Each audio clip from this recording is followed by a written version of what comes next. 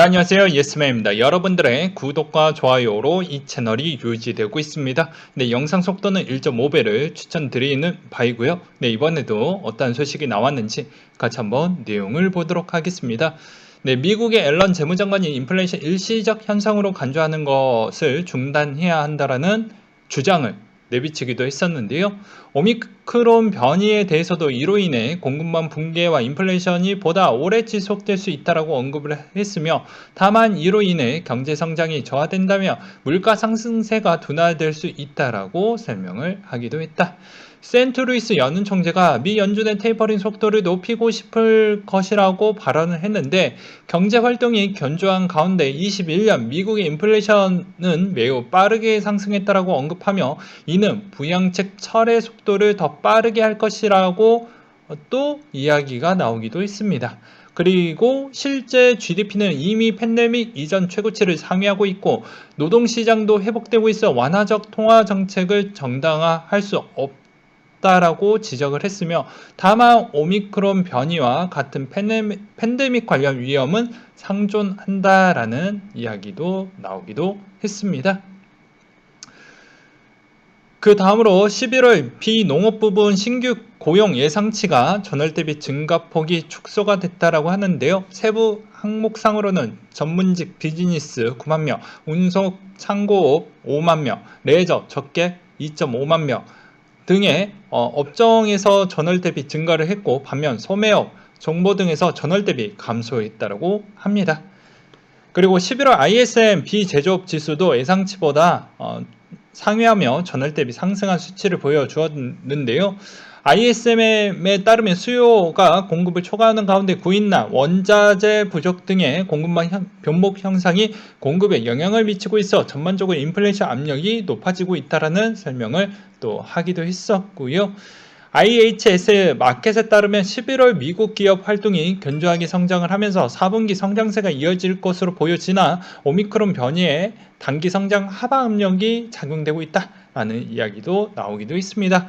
그리고 중국의 11월 찰신 내용을 보시게 되면 공급과 수요가 느린 속도로 회복하였지만, 이번에 오미크론 재확산으로 인해 공급보다 수요에 더 큰 타격을 가하면서 서비스업 지표가 부진했다라는 설명이 또 나오기도 했었고요. 달러 인덱스 추이는 96.11을 기록을 했다고 합니다. 파월 연준 의장이 포함된 FOMC 구성원들의 매파적인 발언에 힘입어서 테이퍼링 가속화가 기대된 점이 좀 영향을 끼쳤고, 그 다음으로 그 가격 추이는 온스당 1782달러 선에 마감을 보여주었다고 하는데요. 오미크론 변이 확산으로 안전자산 선호 심리가 강화되었음에도 불구하고 미 연준 위원들의 연이은 매파적 발언과 테이퍼링 가속화의 가능성으로 약간 약세를 보여주고 있다는 것과, 그리고 유가 추이는 배럴당 66.2달러 선에 마감을 보여주었다고 합니다. 오미크론 변이 확산과 그리고 오펙의 증상 규모가 유지가 되는 형태에서 약간 쉼표를 좀 찍어주고 있구나라고 보시면 될 것 같고요. 그 다음으로 코인에 대한 소식을 한번 전달해 드리도록 하겠습니다. 비트코인 저점 매수 타이밍일까? 근데 선물의 매수 주문량, 매도 주문량이 나눈 지표를 확인해 보면 아직 저점 매수 시기는 아니다라는 또 그런 주장도 나오고 있기 때문에 각자 지혜롭게 판단을 하시길 바라도록 하겠습니다. 신고할 수 없는 가상자산 신고제라고 되어져 있는데요. 서비스를 하려면 신고 먼저 해야 되는데, 신고를 위해서 MS 인증을 받으려면 서비스를 하고 있어야 된다. 누구도 신고할 수 없는 제도이다. 정부가 블록체인 사업을 고사시키기 위해 이런 기발한 제도를 만든 거 아니냐? 라는 또 이야기를 하기도 했죠. 그래서 일단 벽을 상당히 높여놨다라고도 볼 수가 있게 되겠습니다. 네, 그 다음으로 중국의 대학 교수가 미국의 통화정책 변화, 암호화폐 글로벌 통화 믿음에 큰 타격을 주고 있다. 최근 그는 암호화폐 가격 하락은 다양한 원인으로 복합적인 영향을 미쳤다. 그러나 가장 핵심적인 배경은 미 연준 정책이 테이퍼링을 기울고 있다는 것이다. 파월 의장이 일시적인 인플레이션의 입장을 포기하며 인플레이션에 지속될 것을 시사를 했고, 그것은 통화정책의 전환, 즉 테이퍼링, 암호화폐, 글로벌 화폐의 신앙에 큰 타격을 줄 수가 있다. 이는 암호화폐 변동성이 과도하고 신뢰 기반이 부족하며 담보자산이 부재하고 민간이 발행한 토큰에 불가능하다라는 점을 상기시켜주고 있다라는 내용이 나와주고 있죠. 그렇기 때문에 여기에서도 이제 포인트는 이 중국 대학교에서도 잘 잡았는데요. 저도 우려하는 게 그런 겁니다. 이번에 연준이 정말로 이런 액션을 취하고 있는데도 불구하고도 생각보다 인플레이션 자체가 기대감이 야, 인플레 더 올라갈 것 같은데? 더 올라갈 것 같은데? 그런 분위기가 나오게 되면 이것 봐라. 내가 분명히 이런 액션을 취하는 것을 알면서도 계속 올라가는 이런 추이가 보이네. 감히 올라가? 라고 하면 더 안 좋은 카드를 더 많이 내놓겠죠. 이 인플레를 죽일 때까지는 계속 내놓을 수도 있습니다. 그게 일시적인 립 서비스가 될 것인지 진짜 실행으로 옮겨서 어떻게 해서든 그 구간, 마의 구간을 넘기지 않는 선에서 잡을지에 따라서 좀 달라질 수는 있겠죠. 그게 상당히 투자 자산 시장에 영향을 끼칠 수가 있다라는 것을 좀 알려드리고 싶었고요. 이번 미국의 금리 인상 추이가 생각보다 빠르게 만약에 작용을 하고, 그리고 우리가 그전 때부터 조금 더 뉴스나 또 예를 들어서 경제에 관심이 있었던 분들은 아마 아실 거라고 보여집니다. 그렇지만 또 코리니 분들도 어느 정도 꽤 되시기 때문에 간단하게 다시 한번 정리를 해 드린다고 하면, 지금의 코로나로 인해서 병목 현상이 매우 심해졌죠. 근데 그게 어차피 인플레가 더욱더 심화될 수가 있습니다. 그게 이제 오미크론으로 인해서 그렇게 또 보여줄 수가 있기 때문에 어찌됐든 간에 연준은 뭐가 됐든 간에 일단 한 번은 더 강력한 메시지를 던질 수 있을 만한 그런 명분이 나와요. 그렇다고 해서 오미크론이 별거 아니다라고 해도 지금의 생각보다 물가 추이가 좀 높다라고 생각을 하고 있고 꾸준히 유지가 될 것 같다라는 측면과 기대적 심리를 어떻게 해서든 억눌리기 위한 우리가 약간의 액션을 취해 주어야 되기 때문에 1번 안과 2번 안이 어차피 결과론적으로는 도착점이 같다라는 것이죠. 그리고 이 스타트가 올라가게 되면 이게 제일 큰 포인트고, 앞으로 장기적인 경제 전망에도 이 부분은 꼭 여러분들이 알고 계셨으면 좋겠습니다. 어차피 지금의 이 코로나 시점에 썼던 이 어떻게 보면 이 금융 정책 부분이, 통화 정책 이 부분이 어떻게 보면 거의 다 코로나 때문에 거의 다 썼거든요, 미국이. 그러면 생각을 한번 해보십시오. 그 다음 경제적 충격이 있었을 때 재정 정책과 통화 정책이 있다고 하면 재정 정책으로 할 수 있을 만한 카드로 맞기에는 좀 쉽지 않죠. 여러분들이 단순하게 보시면 알 수가 있어요. 나한테 쪼코가 2개가 들어온 거랑 쪼코가 1개가 들어온 거랑은 전혀 달라요. 그러면 여러분들도 욕심으로 최대한 안정적으로 확보하고자 해서는 쪼코 2개 있으면 좋겠죠. 그러니까 미국의 입장에서는 거의 제로에 가깝기 때문에 어떻게 해서든 금리 부분에 따른 상승 요건을 최대한 그 이전 수준만큼 정도까지는 올려둘 걸로 생각을 합니다.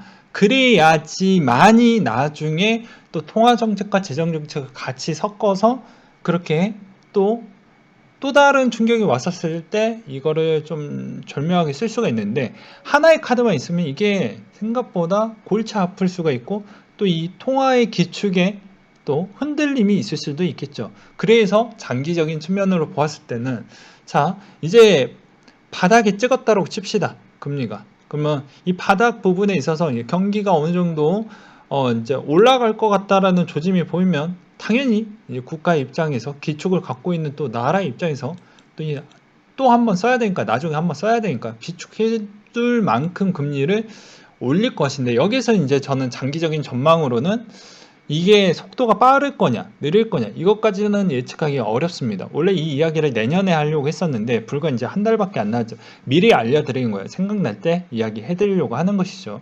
그래서 이미 또 파월의 입장에서는 어떤 또 전문가가 그런 이야기를 또 하기도 했습니다. 야, 니들이 자꾸 일도 안 하고 저 어떻게 보면 투자 시장에서 주식이나 코인 쪽에 좀 빠져 살아가지고 생각보다 고용률 추이도 별로 좋지 않았던 측면도 없지 않아 있는 것 같아. 그 이유는 내가 그만큼 실업급여를 많이 줬던 이유는 너희들한테 생활에 있는 그런 윤택함을 주기 있는 게 아니고 방어적인 수단으로 준 거지 이게 투자적으로 들어간 게 아니야. 그러니까 눈에 가시는 게 어느 것부터 일단은 많은 규제를 가할까요? 그리고 엄청난 압박을 가할까요? 그러면 당연히 주식과 코인 쪽으로 조금 더 안 좋은 메시지를 더 많이 던질 수 있는 가능성도 높겠죠. 저는 그렇게도 한번 생각을 해보았습니다. 이건 매우 주관적인 생각이니까 좀 알고 계셨으면 좋겠습니다. 그래서 그런 관점으로도 설명을 드렸던 부분과 말이 또 길어졌네요. 뭘 이야기를 좀 하다 보니까.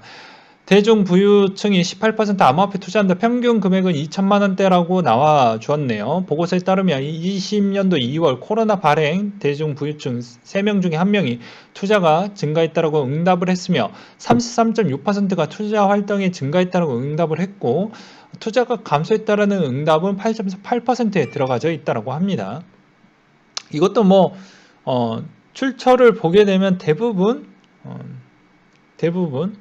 뭐 저기 국민은행 거 플러스 알파 기존에 있던 암호화폐 쪽에 있는 뭐 업비트나 이런 쪽에서 나왔던 데이터 기반으로 좀 만들어 놨던 것 같아요. 한번 눈으로 그냥 요 정도 규모가 되구나 라고 보시면 될 것 같고요. 여기서 이제 포인트 하나만 찝어드리면 요거 투자 증가 규모는 100에서 500만 원이 가장 많았다 라는 거. 그러니까 즉 우리가 생각했던 막 5천만 원 베팅 뭐 예를 들어서 1억 베팅보다는 생각보다 100만 원에서 500으로 시작했던 베팅이 좀 더 많았다라는 것이죠. 왜 그럴까요? 여기에서 어떤 분들은 그러니까 코인을 접근하시는 분들을 좀 보시게 되면 알 수 있는 대목이 적은 돈으로 크게 돈을 벌었다라는 지인분의 으로 인해서 많이 유입이 되는 측면도 없지 않아 있거든요. 그리고 나머지 자산에 대한 상승률이 많이 나왔다라고 해도 뭐 큰 시드가 필요하거나 아니면 생각보다 상승률 추이가 다른 자산 대비보다를 비교를 했었을 때도 뭐 그렇게 매력적으로 또 단기간에 빨리 돈을 벌어다 줄진 못하기 때문에 그런 유형으로 인해서 좀 많이 들어왔다. 그리고 이 금액대가 생각보다 그렇게 많이 잡혀져 있는 것도 대다수 좀 이 구간으로도 충분히 돈의 시드를 더 크게 만들 수 있는 그런 기대감도 많이 설정이 되어져 있다고 봅니다. 물론 큰 돈의 액수가 좀 상대적 대비 좀 적을 수도 있다라고 볼 수도 있는 배경은 이제 저번에 국민은행에서 나왔던 보고서가 그런 거죠. 등락폭이 너무 크다. 뭐 여러 가지 이유도 뭐 있었죠. 뭐 그런 것을 좀 보시면 될 것 같습니다. 그리고 가상화폐 투자 변화 많이 늘었다. 38.7%라고 하네요. 그리고 중국의 칼라 NFT 메타버스에 향하게 될 것이냐 자금 세탁 가능성이 좀 있을 것이다. 사우스 차이나 모닝 포스트에 따르면 그런 이야기가 나왔다라고 합니다. 그리고 인명이고 국경이 없고 마약이나 도박이나 이런 형태가 있었기 때문에 출처가 불분명하기 때문에 우리는 좀 조심할 것 같다. 그리고 블로건이 ENF 포멜러 에덴 OS에 3,200만 유스를 제공해 주겠다라는 내용과 그리고 엘살바도르 대통령이 1년 전 금팔고 비트코인 샀으면 훨씬 큰 수익이었다. 피터 시브와 설전을 좀 있었다고 하는데 엘살바도르 대통령이 비트코인을 많이 띄워주는 배경은 그냥 비트코인의 빌미로 인해서 어떻게 보면 자국의 자금의 순환 고리를 계속 만들어 두기 위한 촉도라고 보는 게 더 맞겠죠. 그리고 필리핀 전자지갑 유니콘 암호화폐 주식 투자 플랫폼을 구축 검토하겠다라는 내용과 런던의 증권거래소 자회사가 내년 수십여 개 암호화폐 포함 디지털 자산 지수를 출시하겠다라는 거, 그리고 CME 마이크로 이더 선물 출시가 나왔는데요. 생각보다 시장이 안 좋은 방향대로 계속 흘러가는 것 같습니다. 그리고 체인스왑이 브릿지 애그리게이터를 출시를 했다라는 거. 또 다른 측면은 마이크로소프트사의 또 어떻게 보면 또 지분을 어느 정도 갖고 있는 나달라 CEO 분께서 또 주식을 또 팔기도 했었고요. 그리고 우리도 흔히 알고 있는 테슬라 부분에 있으신 이분도 또 팔기도 했었고요. 그리고 아마존 부분도 또 큰 손들 또 팔기도 했습니다. 그러다 보니까 요것 봐라 요것 봐라 하는 거죠. 왜 팔았을까요? 이게 그래서 연쇄적인 효과라고 보여집니다. 그러니까 큰 손들도 대충 추세를 보니까 야, 지금 연준 형이 지금 뿔났어. 생각보다 이 자산시장 더 올라가기가 좀 힘들 것 같은데? 그러니까 큰 손들에 따른 눈치도 조금 보는 거죠. 요때쯤에 좀 정리를 하고 오히려 이런 부자 증세 부분으로 우리가 좀 자금을 만들었다라고 하면서 좀 차익 실현을 하면 모양새가 나쁘지 않겠구나 라고 해서 생각보다 이제 여기에서 이제 머리가 좀 좋으신 머스크 형이 설문조사를 트위터를 통해 가지고 나는 매각을 해야 된다. 왜? 세금 때문에 그렇다. 나는 더 들고 있었는데 하면서 자기의 옹호적인 그런 유저층들, 그리고 주식을 좋아했던 그런 유저층들을 마음을 막 두드렸죠. 그래서 오히려 주식이 생각보다 이제 여기서 요런 형태의 힘이 빠져가고 있는 추세에서 이제 여기서 덜컹 안 좋은 이야기를 딱 한 번만 해주면 모든 주식 시장, 코인 시장 같이. 근데 주식과 코인은 이제 뗄 수가 없습니다. 여기에서 마이크로스트레티지 자체나 채굴 회사나 그리고 코인베이스나 이런 회사들이 다 상장이 되어져 있기 때문에 어떻게 보면은 그 영향이 이제 뗄 수 없는 관계도가 나오는 시점이죠.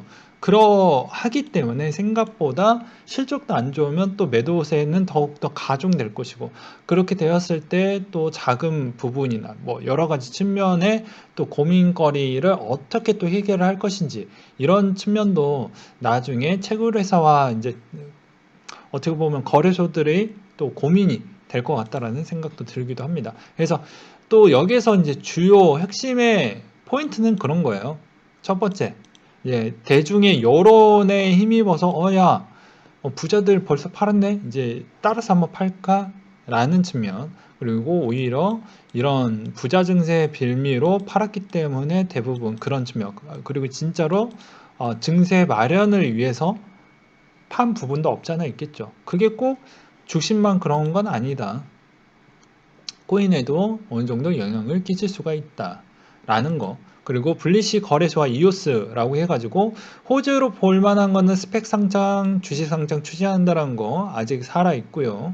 그리고 바이낸스 코인, 왁스 코인처럼 블리시 안에 이오스 기반의 상승 가치가 있을 것이냐에 따른 기대감. 악재로 볼만한 게 중국 요새 별로 좋지 않는 부분이 있죠. 그래서 그 소식과 그리고 킬러 대비 아직까지도 부재를 한다는 점이 오히려 시총이 생각보다 다른 것 대비 많이 못 올라간 요점이 좀 있었다는 게 좀 아쉽습니다. 정말 아쉽다라고 볼 수가 있는 대목이 되겠고요. 그리고 중국의 디폴트 선언, 부동산 업체 연쇄 파산 위기라고 자꾸 나오고 있죠. 뭐 저번 시간에도 이슈 보충 설명으로 이야기를 했습니다. 왜 이렇게 많이 하락을 할까요? 해가지고 욕을 처먹더라도 주관적으로 제 의견을 명확하게 어필을 했죠. 저는 그대로 생각을 하고 있습니다. 이건 말 그대로 헝다 부분으로 시작을 했지만 헝다가 아닌 연쇄 파산에 따른 분위기입니다. 이게 어음으로 연결이 되면서 그 영향성이 같이 받기 때문에 여기서도 그런 부분이 있는 거죠. 테드에 의하면 A급 상품으로 구성이 되어져 있다고 하지만 어느 기업의 상품인지 정보는 언급하지 않았다. 그렇기 때문에 이게 과연 달러로 전환할 능력이 부족하다라는 분위기만 풍겨도 개박살이 날 수 있겠죠. 그래서 기업 어음이 49.33%인데 약간 조정을 하긴 했지만 6월 달에 만약에 이제 올리기 시작을 하면 이 기업들은 두 가지 선택을 할 겁니다. 야, 기업 부채가 많이 올라가. 근데 첫 번째로는 이제 그 기업에 있는 금리, 대출 금리가 올라가기 때문에 요거를 어떻게 충당을 할 것이냐. 그리고 그만큼 힘들면 또 구조조정이 같이 이루어지겠죠. 그럼 구조조정을 당했던 애들은 실업자로 가면서 어떻게 될까요? 그 실업자 부분에 따른 측면으로 인해서 뭐 여기에 이 개인의 갖고 있는 신용으로 뭐 여러 가지 자산을 샀다든지 뭐 부동산이나 뭐 예를 들어서 뭐 한국으로 이야기를 하면 뭐 쌍용차나 이런 부분이 좀 되겠죠. 그런 쪽이 이제 이번에 뭐 어느 정도 도려낼 부분은 또 도려내지 않을까. 그래서 내년 시장은 뭐 한국의 뭐 주식 시장을 본다라고 해도 회사가 어느 정도 정리가 되고 구제할 만한 회사들은 좀 살려두고 뭐 예를 들어서 뭐 아시아나나 뭐 진에어나 뭐 이런 부분에 있는 뭐 항공 부분은 어느 정도 살려둘 건 살려두지만 쌍용차 이런 애매한 부분이 좀 물음표이다. 없어진다라는 건 전 잘 모르겠지만 그래도 물음표에 일단 있다. 그런 기업들을 도려낼 것인데 그런 측면에 여기에 일단 테더에 들어가져 있냐. 그리고 지금 USDC도 전환을 계획만 발표를 했는데 그게 실질적으로 얼마만큼 행동주의적으로 포트를 진짜 그 담보비 1대1로 달러와 맞춰놨냐. 또 관건이 되겠죠.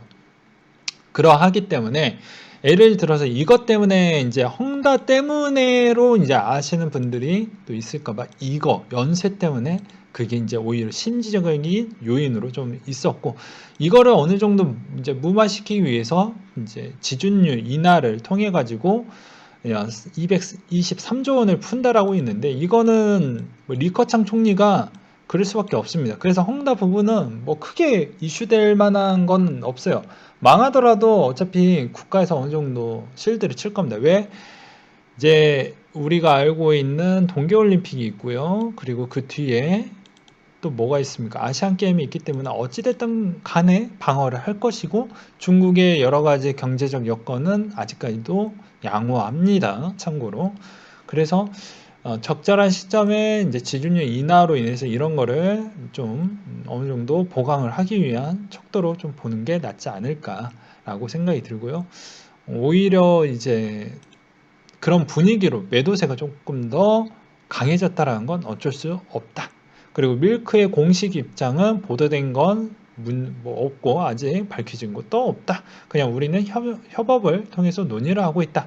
뭐 이런 이야기가 나오고 있는데 최근에 재밌는 거 갖고 왔어요. 단독 기사를 믿으면 안 되는 이유라고 해가지고 보게 되면 한국경제신문 이거는 그냥 가지고 온 겁니다. 보게 되면은 자, 뭐 좋은 차를 뭐 가지고 있다. 휴먼 단독 냈던 이 기자는 초봉 3천만 원인데 어떻게 에스턴 마틴을 끌고 다닐까? 아무래도 어느 정도 좀 이렇게 장난질을 하지 않았을까? 뭐 그런 부분이 있을 수도 있겠죠. 근데 두 가지 측면을 봐야 됩니다. 원래 가족이 부자일 수도 있고요. 아닐 수도 있고요. 둘 중 하나이겠죠. 그래서 그런 이야기가 나오고 있고요. 페닐스의 방어 탑 20이라고 해서 보게 되면은 뭐 메이커, 솔라나, 누사이퍼, 뭐 팬케이크, 뭐 벤코르 뭐 이렇게 보이는데 대부분 NFT 부분이 좀 더 방어가 잘 나와주었다라고 볼 수 있는 대목이 좀 있었고요. 그 다음으로 투자는 역시 부동산이죠. 메타버스 속에 부동산 투자가 활기를 치고 있다.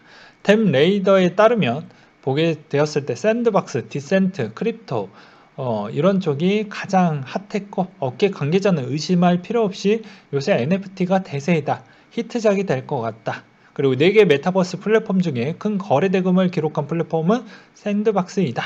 라고 했어요. 일주일간 8,600만 달러 거래 기록을 또 냈다라고 합니다. 그래서 댐 레이더는 이런 메타버스 플랫폼에 이제 앞으로 뭐 페이스북이 메타로 변경을 하면서 더욱더 시너지를 받을 수도 있겠지만 그런 여지는 일단은 줄어든 거죠. 왜 그럴 것 같습니까? 어차피 금리 인상을 하게 되면 기업에 쓸 수 있을 만한 자금이 어느 정도 조금은 위축이 됩니다. 그러면 투자 부분에 따른 위축이 되겠죠. 그래서 뭐 인수합병이나 이런 부분도 좀 같이 보았을 때는 좀 그렇고 VC 같은 경우도 마찬가지입니다. 그래서 작은 경색이 앞으로도 코인의 스타트업한테도 미친 영향은 꽤 클 것이기 때문에 대부분 이렇게 시장이 안 좋을 때는 뭘 해야 되냐? 좀 덩어리가 있는 거에 좀 집중을 하자. 이제는 덩어리가 얇은 거 했다가는 골로 갈 수 있다. 뭐 이렇게 좀 정리를 해드리고 싶고요. 그 다음으로 주간 온체인 데이터 내용 나왔던 게 있어서 그 이야기 좀 해보고 마무리를 지어보도록 하겠습니다.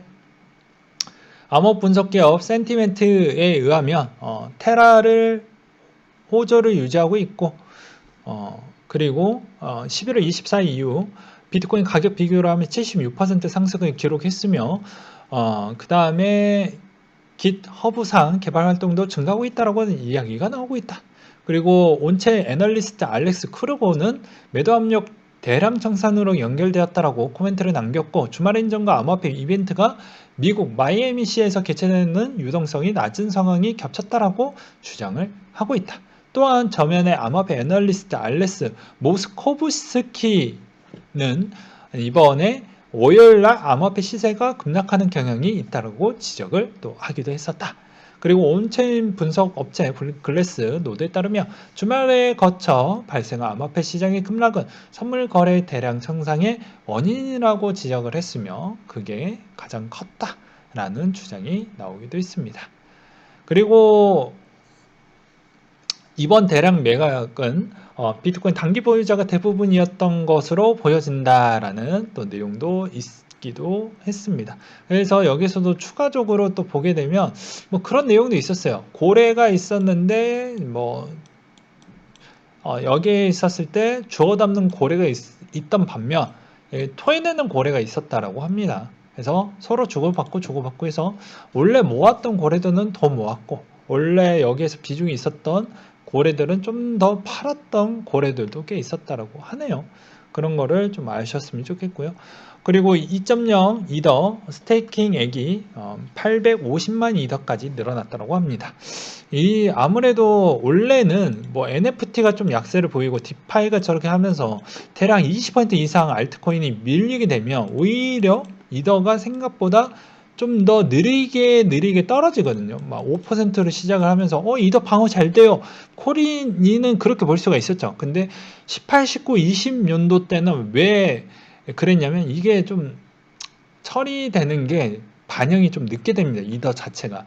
그러다 보니까 오히려 방어 잘 돼요 라고 생각하다가 어느 순간 같아지거든요. 예. 근데 지금은 왜 방어가 잘 되냐? 아무래도 스테이킹에 따른 영향성이 꽤 크다라고 저는 보고 있습니다. 오히려. 그래서 과거 대비보다 지금 대비로 또 차이를 보게 되면 그런 좀 유사점이 있다. 그래서 대부분 단기 트레이더 분들은 아마 시세를 많이 보셨기 때문에 제 말이 무슨 말인지 아마 아실 거예요. 그래서 그런 이야기를 좀 드리고 싶었고요. 이제 일정도 보게 되면 좀 복잡합니다. 일정 자체도. 최근에 남아져 있는 일정을 보게 되면은 이제 자 한번 보시죠.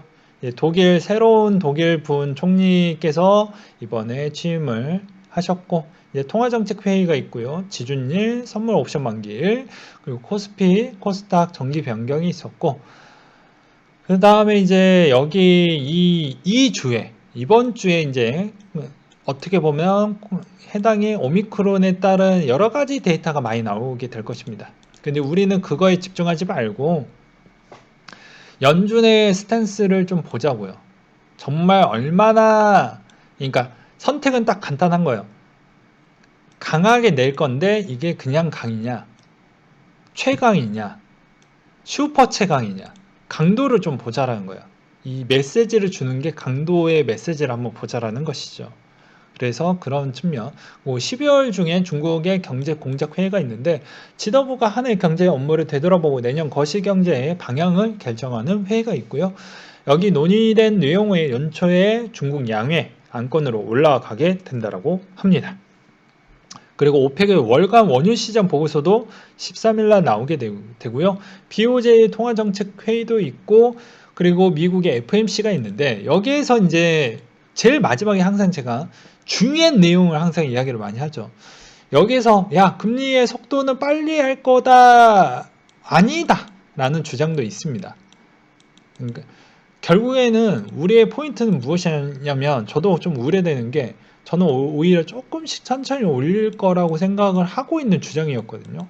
어차피 금리 인상을 하긴 하겠지만 생각보다는 좀 템포를 조절하면서 할 것인데 지금의 분위기는 야 그딴 거 필요 없어 일단 빨리 올리자 이거거든요. 근데 저는 시장을 본다라고 하면 요게 나은데 지금 이런 형태로 가면 나머지 자산 시간 그딴 거 다 필요 없어. 나 일단 물가만 잡을래. 이거이기 때문에 지금 엄청나게 시장이 좀 불안한 거 맞습니다. 근데 그 불안 요소를 잠재울 수 있는 건 무엇이냐? 요거죠. 네. 그러니까 부채 한도가 애매하게 부채 한도를 상향 조정을 했었을 때는 어떻게 보면은 반대로 보았을 때 어떻게 될까요? 금리 인상 빨리 못 올립니다. 말 그대로 미국이 갖고 있는 부채가 있을 거예요. 아니겠습니까? 채권을 갖고 있는 것만큼의 다른 또 그만큼 또 채권의 이자를 또 주어야 되기 때문에 미국이 그만큼 돈 뿌린 만큼 또 그만큼 부채도 많이 생겼겠죠. 즉 이 말은 쉽게 이야기를 하면 이 한도가 어정쩡하게 걸쳐져 있으면 생각보다 금리 인상 속도를 많이 못 올린다라고 우리는 눈치를 깔 수가 있겠고, 이게 생각보다 여유롭게 좀 여유를 좀 많이 줬다고 하면 겁을 줄 만큼 한 번은 좀 세게 때리고 시작을 할 수도 있겠죠. 그래서 이게 상당히 중요할 것 같습니다. 이게 이제 어떻게 보면 암호화폐의 영향성도 꽤 클 것으로 보여져요. 왜 그러냐면 돈을 많이 벌었던 자도 기존에 어떻게 보면 여러분들 뭐 1, 2% 별로 거 아닌 것처럼 보이시지만 부자들은 생각보다 안정성을 너무 추구합니다. 네, 우리는 이제 부자가 되기 위해서 이제 고위험군으로 이제 투자를 하다 보니까 그런 거지만요. 그래서 입장이 좀 다르다. 그리고 매번 이야기를 했지만, 뭐 과거에도 이야기를 했지만, 또 30분이 넘었으니까 뭐 더 이상 이야기를 안 하고 싶기도 하지만,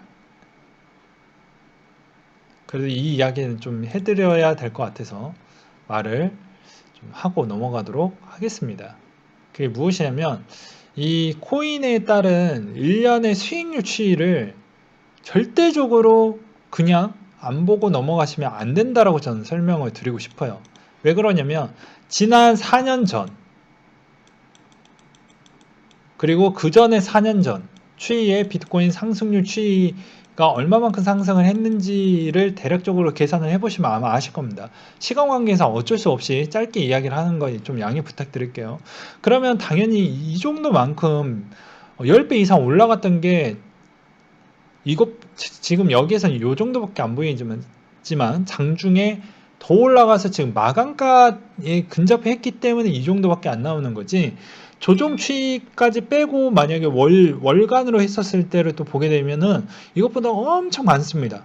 그것도 이거 업비트 기준으로만 보았기 때문에 그런 것이죠. 그러면 지금이 조금 더 간다라는 주장 부분에서는 조금은 저는 오히려 좀 과하지 않았을까라고 저는 보고 싶습니다.